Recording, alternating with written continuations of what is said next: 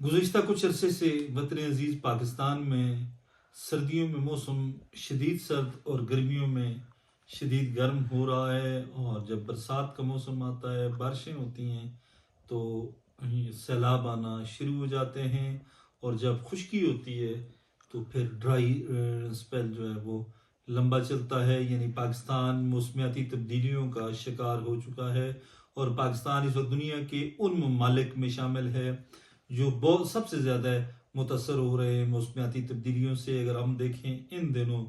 گرمیوں کا سیزن ہے، لیکن اس دفعہ گرمی ریکارڈ ساز پڑی ہے۔ وہ علاقے جہاں پر ٹمپریچر نارمل ہوتا تھا وہاں پر بھی پنکھے پہنچ چکے ہیں، وہاں پر بھی اے سی پہنچ چکے ہیں۔ وہ علاقے جہاں پر لوگ چھٹیاں گزارنے کے لیے آتے تھے وہ علاقے بھی اب گرمائی علاقوں میں بدل رہے ہیں۔ اور جس طرح اگر ہم بات کریں خیبر پختونخوا کے پہاڑی علاقوں کی، تو وہاں پر ڈی فارسٹریشن کی وجہ سے یا دیگر جو کنکریٹ کی وجہ سے معاملات خراب ہو رہے ہیں اور ٹمپریچر بڑھ رہا ہے۔ آج ہماری ایک بات ہو رہی تھی ایک ماہر ماحولیات سے، محکمہ جنگلات کے ایک ذمہ دار افسر سے، تو اس نے کہا کہ دل خون کے آنسو روتا ہے جب خیبر پختونخوا کا سب سے خوبصورت ہل اسٹیشن، جو خوبصورت شہر ہے ایبٹ آباد، وہاں پر ٹمپریچر بہت زیادہ بڑھ چکا ہے، اور اب وہ پھلدار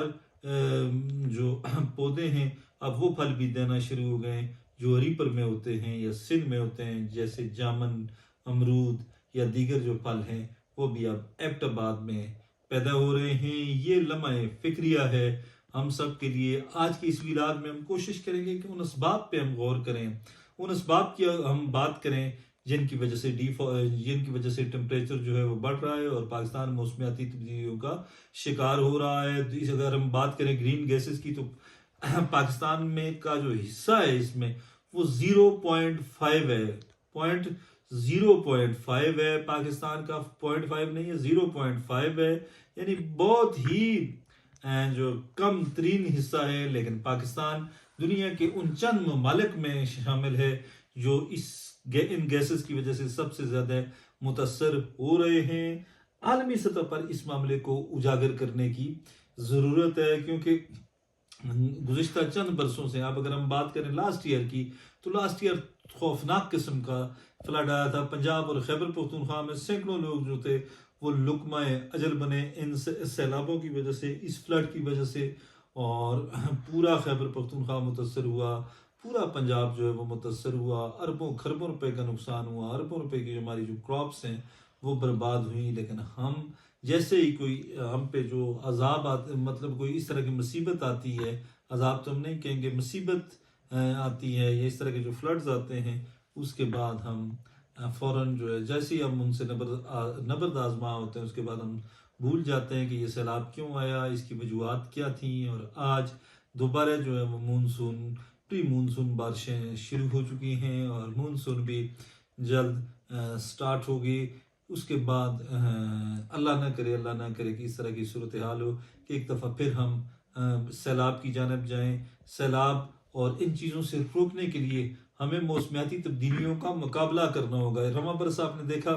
کہ فرانس، اسپین اور یورپ میں ہزاروں لوگ جو ہیں وہ گرمی سے ان کی ڈیتھ ہوئی ہے، اور وہاں پر اب یہ ریسرچ کی جا رہی ہے، تحقیق کی جا رہی ہے کہ ایسا کیوں ہوا۔ ٹمپریچر تو 36 تھا یا 35 تھا، لیکن فیل لائک 45، 46، 47 کی تک ٹمپریچر پہنچا، جس کی وجہ سے صورتحال خراب ہوئی، اور مطلب 60 سال سے عمر کی جن لوگوں کی زیادہ تھی وہ لوگ لقمہ اجل بنے۔ اب وہاں پر یہ مطالبہ کیا جا رہا ہے لوگوں کی جانب سے،